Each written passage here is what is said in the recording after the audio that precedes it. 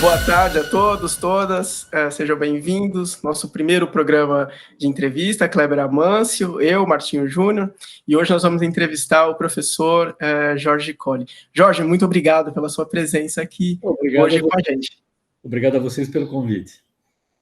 E eu queria começar perguntando para você qual é a validade hoje em se estudar ou fazer história da arte. Eu estou fazendo essa pergunta porque no momento atual, nesse momento que nós nos encontramos, aconteceram várias coisas, entre as quais você sabe muito bem, melhor do que eu, cursos que fecharam ou que se adaptaram por novas, vamos dizer assim, novas demandas que a sociedade pede.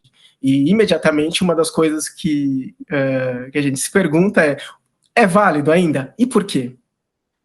Olha, Martinho, eu coloco a história da arte dentro do campo mais amplo das humanidades. E mais do que nunca, as humanidades são absolutamente fundamentais, né? A ideia daquilo que é humano, que está na palavra humanidades. A ideia de que você precisa refletir e entender os destinos dos homens, das mulheres, da humanidade. E a história da arte é um modo de entender isso. A arte é uma produção humana que nos encaminha para processos de compreensão específicos do mundo. E os historiadores da arte o que fazem?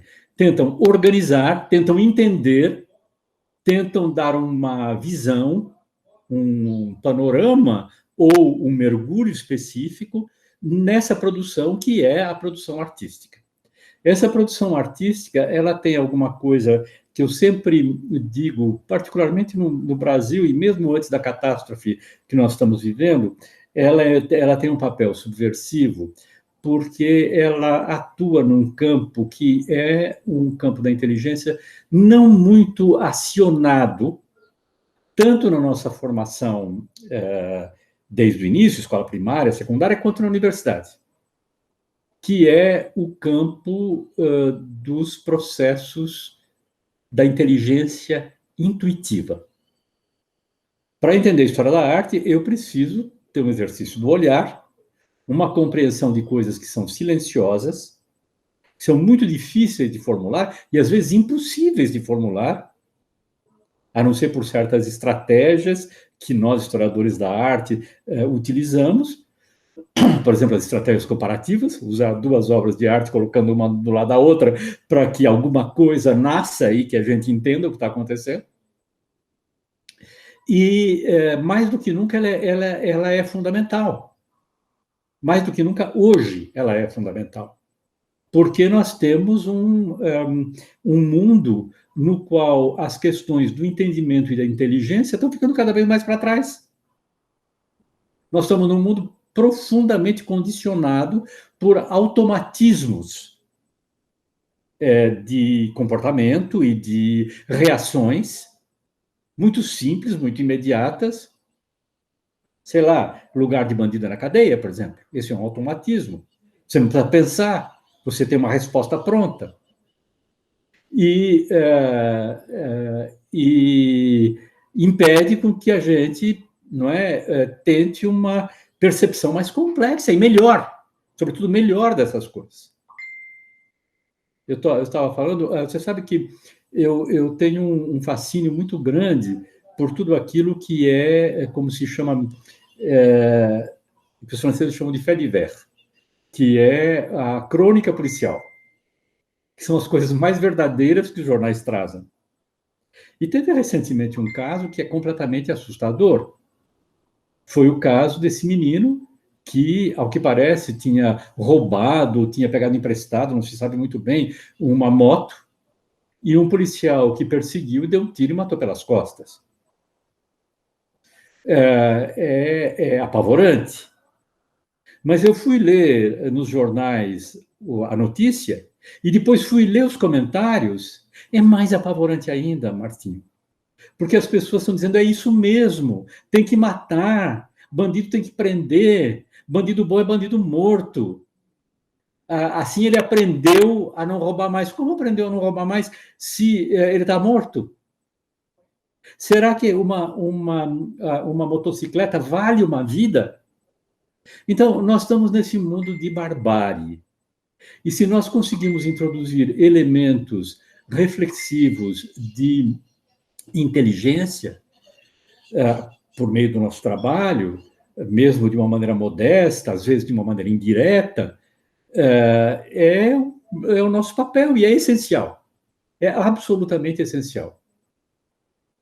Contra a barbárie, nós só podemos opor a ideia de cultura, de reflexão, de inteligência e de entendimento. Esse é o papel. É o papel mais do que importante. Não é perfumaria. Sabe, não é história da arte, não é uma coisa para dondocas chiques e para gente rica. História da arte é um instrumento de reflexão sobre o mundo. Bom, Jorge, obrigado, né, por participar aqui do nosso programa. Pegando a esteira dessa primeira pergunta do Martim, eu gostaria de saber como você enxerga os acontecimentos mais recentes no que diz respeito às pessoas que se irritam com algumas estátuas, com alguns símbolos, né, e acabam destruindo esses símbolos, né. Você sabe melhor do que eu, né, que a gente teve casos agora aqui em São Paulo, né, ao redor do mundo, né, mas também no passado, a gente tem o caso da coluna Vendôme na França, né. Gostaria que você fizesse uma reflexão pensando a relação que as pessoas estabelecem com as obras de arte, com esses monumentos públicos, né, e o que a história da arte pode aprender desse fenômeno. Olhe, Clever, a iconoclastia é um fenômeno antigo na produção das artes. Antes mesmo da história da arte existir, a iconoclastia já existia. No Antigo Egito, quando um faraó caía em desgraça, o nome dele e as esculturas dele eram destruídas. E o nome dele gravado nas pedras era raspado e as esculturas eram destruídas. Isso mostra a importância do objeto com o qual nós trabalhamos, que são os objetos artísticos, desses objetos sobre os quais nós trabalhamos.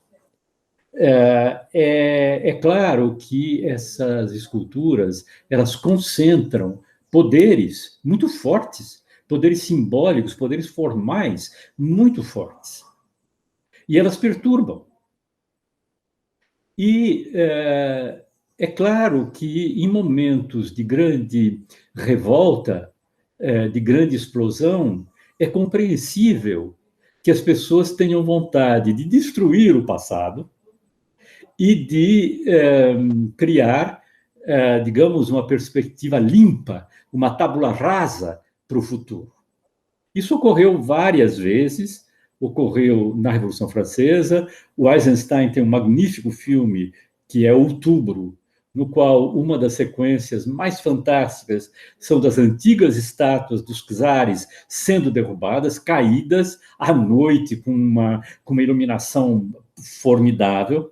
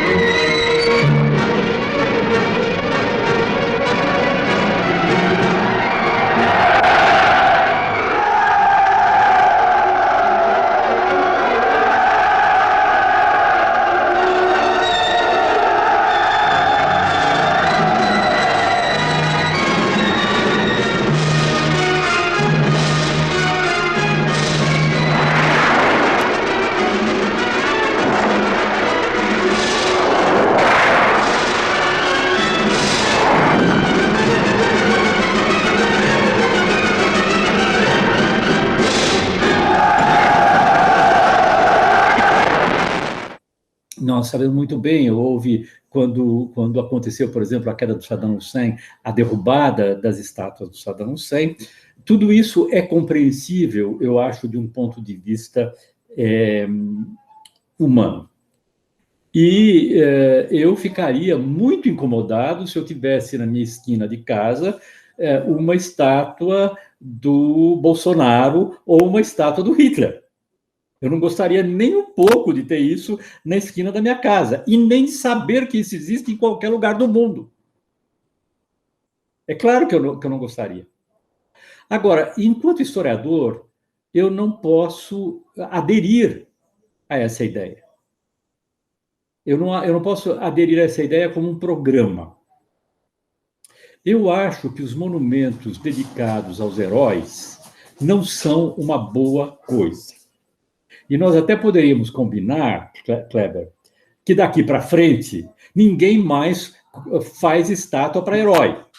Porque alguém vai sempre achar que esse herói teve algum problema em algum lugar por alguma razão. Cada um de nós é o vilão de alguém.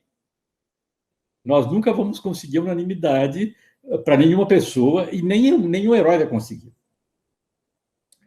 E então vamos fazer isso. Não vamos mais proposta utópica. Não vamos mais celebrar os heróis em estátuas. Mas as pessoas celebram, vão continuar celebrando, e existem as estátuas que celebravam esses heróis antes. Ora, essas estátuas, por alguma razão, passaram a incomodar? O herói do passado é o vilão do presente? O que é possível fazer, então? Vamos derrubar? Para mim, derrubar, eu até ando pensando em escrever um texto a respeito, eu vou desenvolver para você um pouco a ideia. Eu fiquei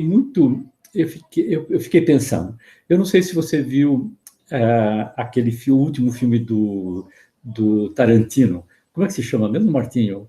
O do assassinato da Sharon Tate. Era uma vez em Hollywood. Era uma vez em Hollywood. Eu fui ver esse filme e depois eu vi a série também, a série Hollywood que está no cinema, que está no Netflix, desculpe, não é no cinema, no Netflix. E o que acontece quando a gente vê essas séries, a série e o filme? Nós saímos muito aliviados. Que bom! Só que esse que bom é completamente falso, porque a história não foi assim. Nós estamos dando uma versão, nós estamos dando para nós mesmos uma versão idílica do passado que é falsa. Eu fico me perguntando o que as pessoas, o que as gerações futuras, se esse processo continuar, vão imaginar que era a história. As gerações futuras, elas vão pensar que a história era uma coisa linda, onde não havia pessoas terríveis, onde não havia opressão. Ora, a história, vocês são historiadores, vocês sabem, a história dos homens é a história da violência. E se nós retirarmos esses elementos, essas estátuas, do campo da memória, do campo da existência, nós vamos esquecer que a história era uma história da violência. Então, eu sou muito mais favorável a soluções inteligentes. Eu vi recentemente na internet uma proposta para resolver o problema do Borba Gato lá em Santo Amaro, que era colocar o Borba Gato dentro de uma gaiola e colocar correntes em volta. É uma maneira de dizer, olha, essa estátua que estava celebrando alguma coisa, na verdade está vinculada a um processo de opressão, um processo de exploração dos homens pelos homens. Mas não é a única solução. Você pode perfeitamente pegar estátuas menores, etc., e levar para o museu histórico. você pode perfeitamente explicar que essas estátuas existiam. Por exemplo, eu estava falando de uma estátua do Hitler, né? A arte sobre o nazismo é fascinante, porque ela nos ensina como manipular. Aquela grande pintura ridícula do Hitler como um cavaleiro da Idade Média vestido de armadura, aquilo é um ensino direto, um ensino visual do que foi o horror do nazismo. É melhor que aquilo exista, para que a gente aprenda que aquilo era horrível. Então, eu entendo, por um lado, as explosões de violência contra as estátuas. Por outro lado, eu acredito que as soluções melhores seriam justamente essas, a de dar processos interpretativos novos a essas produções. E é importante, né? É importante a gente... Quer dizer, quando existe aquela estátua horrível lá perto do Parque Ibirapuera, como é que chama? Do Pedro Álvares Cabral, que parece um iluminado louco com os braços levantados, descobrindo. Quer dizer, aquilo numa sala de aula, você explicar para as pessoas, levar na frente e dizer, olha como as pessoas imaginavam que podia ser a expansão, aquilo que foi chamada das grandes descobertas. Grandes gênios levados por uma missão superior, guiados pela mão divina, está ali na estátua. Então, eu acho que é muito importante nós conservarmos. E é importante nós entendermos esses processos. Eu não sei o que você pensa, Kleber. O que você acha? Jorge, eu tenho uma posição parecida com essa nesse sentido, né? Eu acho que é importante que essas obras, né, que são opressivas, né, pelo menos no ponto de vista dos sujeitos que estão reclamando isso no presente, né, eu acho que é importante a gente ter uma memória daquilo que foi opressivo, né, não seja celebrativo, mas para que a gente não repita, né. Claro. Então, interessante, né, por exemplo, a ideia do Museu do Holocausto é ótima nesse sentido. Claro, né? Que é. Para que as pessoas vejam aquilo, né, e não repitam. É claro. Mas eu gostaria de fazer uma outra pergunta, não sei se você viu, né, mas, por exemplo, o governo egípcio está indo numa posição contrária. Recentemente, o governo egípcio colocou algumas esfinges na Praça Tahrir, né? Mas aqui o sentido é o contrário. Por quê? Porque a Praça Tahrir, desde as revoluções do início do século XX, a Revolução Egípcia no início do século XXI, né, se tornou um símbolo, né, da luta popular. E ele colocou justamente as esfinges dos faraós, né, do Ramsés II, contra todas as recomendações do Departamento de Antiguidades do governo egípcio, né, mas justamente para fazer o efeito contrário, né, como se o governante daquele país estivesse se colocando, então, como um novo faraó, né, ele faz isso em algumas propagandas políticas dele, né, mas uma pergunta é que você comentasse esse movimento contrário. Então, existem, é claro, as utilizações das obras de arte, as manipulações das obras de arte, né, os efeitos que essas obras possuem sobre você veja, quer dizer, é claro que as obras de arte têm um papel de propaganda muito forte, né? Tem uma função de propaganda muito forte. E às vezes, justamente, o governante usa e consegue manipular graças a essas obras. Mas as obras também têm as suas contradições internas. E essas contradições internas, às vezes, negam a manipulação. Às vezes, o feitiço vira contra o feiticeiro. E é como o caso do quadro muito conhecido de Delacroix, né? A Liberdade Guiando o Povo, ou A Liberdade sobre as Barricadas, que foi feita como um quadro oficial, praticamente, para o Luiz Felipe, e que aí eles tiveram que retirar o quadro da exposição, porque o quadro virou um quadro de animação contra a revolta, né? Quase que uma propaganda a respeito das revoltas contrárias a Luiz Felipe. É possível, as pessoas podem, evidentemente, utilizar as obras de arte, os governos podem utilizar as obras de arte como eles acham que devem, com um projeto de manipulação. Mas eu continuo achando, as obras de arte, elas têm esse papel, que é um papel crítico, e que vai além do instrumento da manipulação. É claro que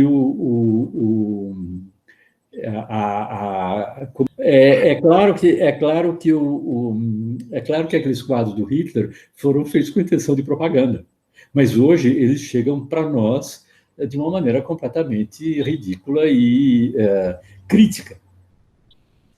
Por outro lado, eu imagino que neonazistas possam achar aquilo uma coisa fantástica. Mas é justamente esses processos de ambiguidade das obras de arte que fazem com que nós, historiadores, tenhamos o papel de decifrar e de expor, para que ela não fique nas mãos arbitrárias de quem quer utilizar essas obras de maneira ideológica. Ô Jorge, pensando nisso, enfim, a gente falou de um caso específico na cultura, em especial sobre as esculturas, né? E você até falou de alguma coisa que poderia ser feito com alguma dessas esculturas, levar para o museu ou criar alguma coisa que amplifique o conhecimento sobre ela e fala, inclusive, dos procedimentos negativos, né, sem necessariamente excluir essas obras, né. Eu fico pensando também, nesse processo atual, o que ocorre com a ópera, né, a ideia, por exemplo, de você modificar o final de alguma ópera, ou então, como aconteceu em São Paulo, de querer mudar o escrito da ópera do Mozart, esse tipo de coisa, para de alguma forma, tentar reverter e rever isso também. Num caso como esse, porque, né, com as esculturas, a gente poderia criar esses artifícios para que a gente compreenda diferente, mas na ópera isso seria impossível, sem alterar significativamente aquela peça, né? Como que a gente poderia pensar, então, num estado crítico, vamos dizer assim, para uma produção como das óperas, né? Sendo que eu fico pensando também sempre com a ideia do próprio público, a ideia do público como aquele crítico, e que não vai receber as coisas simplesmente de uma maneira passiva, né? Olhe, não só no caso da ópera, mas no caso do teatro, também no caso do cinema, também no caso da literatura, eu sou contra todas as formas de censura, Martim. Eu acho que o público é mais inteligente do que se pensa. E que é preciso, justamente, não censurar, não transformar o passado, para que o passado não fique edulcorado como a gente quer que ele seja. Se eu retiro, por exemplo, na Flauta Mágica, uma menção que hoje é interpretada como misógina, nós deixamos de entender como é que as mulheres eram vistas no século XVIII. Então, não cabe. É preciso que isso seja mantido. Um diretor de ópera, me parece, o papel dele é justamente sublinhar para os nossos dias de hoje os processos que indiquem essa situação temporal, que para nós é anacrônica, que para nós não é boa. E da mesma maneira os diretores de teatro. Eu sou contrário a qualquer tipo de censura, Martim. Eu acho que tudo deveria estar exposto a todos. Eu vou dar um exemplo para você, que é um exemplo um pouco delicado, mas que eu acho que é necessário, quer dizer, que eu quero sublinhar, que é o seguinte, a história do filme, que é um filme meio desenho animado, chamado A Canção do Sul, do Walt Disney. Esse filme, ele é invisível hoje. É claro, ele inclusive foi criticado no momento em que ele foi lançado, nos anos de 1940, e com toda razão. Não tem dúvida que ele dá uma visão da escravidão profundamente edulcorada, não há dúvida. Agora, suprimir a possibilidade de eu ver, ou de quem quer que seja, ver o filme, debater e criticar, eu acho muito ruim. É como se ele não tivesse existido, porque eu não tenho mais acesso. E é preciso lembrar que naquela época era possível fazer um filme daquele tipo. Então, eu acho que é preciso, do meu ponto de vista, contar mais com a inteligência das pessoas. Ou seja, de que é possível fazer com que as pessoas entendam que o passado foi horrível, foi ruim, que teve coisas horríveis no passado.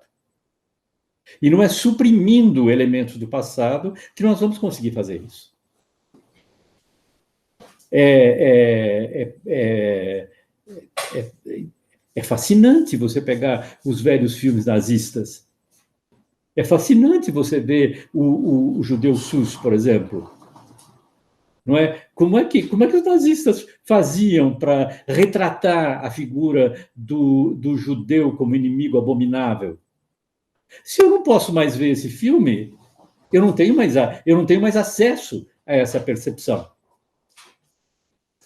Então, toda censura é ruim. Toda censura, mesmo com as melhores intenções, é muito ruim. É essa a minha visão das coisas, né? Eu acho que é preciso que a gente veja o passado com a violência que ele foi. A história e o passado com a violência que eles tiveram. Eu repito sempre, a história dos homens é a história da violência e nós não podemos esquecer disso. Nós não podemos apagar isso do passado.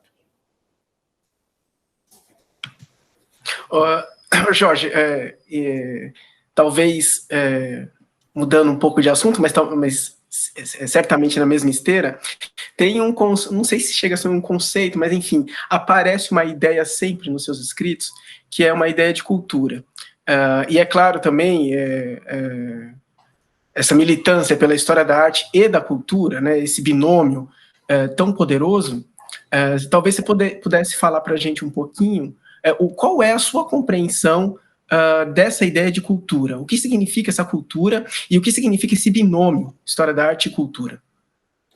Olha, em primeiro lugar, eu acredito que a história da arte, a cultura, é, antes de qualquer coisa, uma inquietação em relação ao entendimento, à compreensão das coisas. A cultura significa não erudição, né? A erudição pode fazer parte da cultura, mas não é a mesma coisa. A erudição é uma série de conhecimentos que cada um de nós tem. Você é muito erudito em matéria, por exemplo, de filmes de comédia musical. Você sabe tudo a respeito.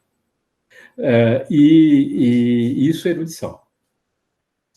Agora, a cultura é você colocar essa erudição, esses conhecimentos que cada um de nós adquire, em questão sempre. Em interrogação sempre. É uma posição muito desconfortável, porque você nunca consegue se repousar, você nunca consegue dizer, isso, eu estou seguro que isso é o que é. Porque você está sempre dizendo, pode ser que não seja. Mas, para mim, a cultura é isso. É o velho lema do Rabelais, né, grande escritor do Renascimento, que dizia: ciência sem consciência não passa de ruína da alma. É exatamente essa a minha ideia. A cultura é um prazer, é uma delícia você ficar mergulhando em livros, vendo coisas, vendo filmes, vendo quadros, mas se você fizer isso sem introduzir um elemento reflexivo, ela se perde. Ela deixa de ser cultura para ser erudição. Inclusive pode ser manipulada, né? Pode ser porque você não tem nenhuma consciência de nada.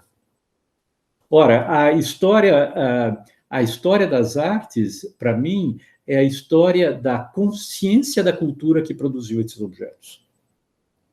Como esses objetos foram possíveis no passado. E, evidentemente, o que eles podem dizer para nós, de bom e de ruim. Essa que me parece a ideia fundamental. É antes uma postura ética, Martinho. Não é uma postura, digamos, de conhecimento. É uma postura ética. É de nunca se sentir confortável. É esse o ponto, eu acho que é o mais importante. Essa ideia de nunca se sentir confortável, de, em última instância, de questionar sempre esses objetos, esses sujeitos que aparecem diante de nós, no seu livro, O que é Arte, você aproxima a ideia de cultura, de alguma forma, àquilo que é representado. Né? E meus alunos sempre falam também da ideia do futebol que você coloca no livro. Né? O futebol em si não é cultura, mas o quadro sobre o futebol, sim. Né? Nesse sentido... O futebol o filme sobre o futebol Então, nesse sentido, é atrelado de alguma forma... Eu digo que não é arte no livro. Certo, certo. E essa ideia, então, você acredita que a cultura, nessa chave de compreensão, estaria atrelada de alguma forma à representação ou não necessariamente? Ela está ligada à representação, sem dúvida. Ela está ligada também aos processos reflexivos. Né? Eu posso fazer um estudo aprofundado, seja de que natureza for, sobre o futebol. Ela está ligada a processos de pensamento. Se você quiser, em absolutamente última análise, é sempre uma representação, mesmo que seja uma representação conceitual. Mas ela é sim, um modo de pensar com os instrumentos que cada um de nós tem, seja um instrumento reflexivo, seja um instrumento artístico, sobre o fenômeno que eu quero entender. Gostaria de saber, Jorge, como você vê as mudanças que a gente tem percebido nos últimos anos na curadoria dos grandes museus brasileiros, né, sobretudo os museus de São Paulo, né, que parecem estar se abrindo para um diálogo como nunca se fez antes, talvez por demanda de movimentos sociais, né, movimento feminista, movimento negro, mas talvez dos próprios artistas, né, das mulheres, dos artistas negros em geral, né, mas também talvez por conta de um movimento internacional, né. Eu queria saber o que você acha desse movimento e de que consequências isso traz para a reescrita de um cânone da história da arte brasileira, digamos assim. Olha, Kleber, eu acho evidentemente excelente a possibilidade de você incorporar campos que até agora não haviam sido explorados. Isso é completamente fundamental, completamente importante. Acho também muito importante que isso não seja feito de uma maneira superficial e apenas, por assim dizer, para ir na onda. Sabe, eu vou aproveitar, já que nós estamos nessa onda nacional e internacional de valorizar isto e aquilo, então eu vou fazer às pressas uma exposição, vou reunir umas coisas lá e dizer que eu estou navegando nessa onda. É muito importante e delicado, porque é difícil, de repente você chega, tem uma exposição lá sobre algum tema polêmico, algum tema importante, que está sendo muito simpático, etc., e você chega e diz, olha, a exposição, né, ela tem boas intenções, mas o resultado... E aí parece que você está contra a exposição e contra todos esses movimentos. Mas é preciso a gente ter cuidado. Ter cuidado, porque é muito fácil você encontrar oportunismos. Em todo lugar é muito fácil você encontrar oportunismos. E se você tem essas ondas que são importantes, essas vagas que estão sendo muito expressivas hoje e que são muito positivas, é preciso que elas sejam levadas a sério. Esse é o meu ponto. Eu acho que é a coisa mais essencial a se pensar. Bom, Jorge, estamos encaminhando já para o final. Eu queria que você falasse um pouco, Jorge. Na verdade, eu já ouvi você falando sobre isso, mas seria bom escutar novamente e também o que se alterou desde a última vez que eu escutei você falando isso, que é o que você indicaria hoje para os alunos que gostariam de se tornar ou almejam se tornar historiadores da arte. O que seria importante para eles? O que ver, o que ler, o que você poderia falar? O que é essencial hoje para um historiador da arte? Esse recipiente, né? Olha, Martinho, eu volto. O professor Antônio Cândido, ele colocou uma vez uma epígrafe num artigo dele, uma epígrafe tirada do livro Alice no País das Maravilhas, do Lewis Carroll. E essa epígrafe era de que vale um livro sem diálogos e sem figuras. Ponto de interrogação. Então, o que eu digo para os historiadores da arte é, antes de tudo, olhe, reproduções. Livros que reproduzem obras. A internet que oferece obras. Tentem olhar, tentem entender o que está acontecendo ali. Tentem refletir sobre as obras. E depois vocês se encaminham para os grandes textos, para os textos importantes dos historiadores da arte, para entender aquilo com o qual você já tem familiaridade. Se eu leio um livro teórico, por exemplo, um livro de estética, e eu não tenho nenhuma noção, não vi nada e não conheço nada em termos de produção de pintura, escultura, arquitetura, o que for, a imagem que eu tenho é a do moinho que moe sem grão. Você precisa do grão, você precisa conhecer, você precisa ter uma relação direta com as obras. Isso é essencial, isso é muito importante. Acredito que o trabalho comparativo, né, e colocar uma obra lá da outra e perceber o que elas têm em comum, o que elas têm de diferente, é também um trabalho essencial. Depois, procurar, e cada um de nós tem os seus escritores favoritos, e eu tenho os meus, que começam pelo Henri Faucillon, que eu acho que é um supremo historiador da arte, que é um grande modelo nos processos analíticos da obra de arte, e outros grandes escritores, não vou ficar enumerando aqui. Bom, tem livros introdutórios, o livro do Gombrich, que existe em português, tem os livros do Long, tem um monte de coisa. Mas, antes de tudo, é preciso ver a obra e saber do que a pessoa está falando. Então, esse é o meu conselho sempre sobre a relação do trabalho inteligente do historiador da arte com a produção artística. Na verdade, então a gente gostaria de te agradecer, né, pela presença nesse nosso primeiro programa. Agora que o programa cortou, eu tenho uma perguntinha para te fazer, que eu estou para fazer desde 2005. Então, e tá gravando, né? Tá, é o seguinte, Jorge, quando eu fiz o seu curso, em 2005, a gente entrou de greve, e você disse que ia passar um filme, eu posso estar maluco, eu não posso ter sonhado com isso, que tinha um Drácula iraniano. Você lembra disso? Eu fiquei com vontade de ver esse filme, e entrou de greve, a gente não viu. Na verdade, eu tinha descoberto um Drácula, não era iraniano, ele era paquistanês, pior ainda, era muçulmano paquistanês. E ele usava uma espécie de lua em forma assim, de uma arma para substituir a cruz. Meu Deus. Mas eu confesso a você que eu que eu não consigo me lembrar que filme é, eu perdi no meu passado. Isso é completamente louco. Como é que você foi guardar isso, Kleber? Tá vendo, Marcelo, que guardou do meu curso? O Drácula. O Drácula iraniano, paquistanês, sei lá o quê. Eu lembro que todo mundo ficou. Eu, pelo menos, que.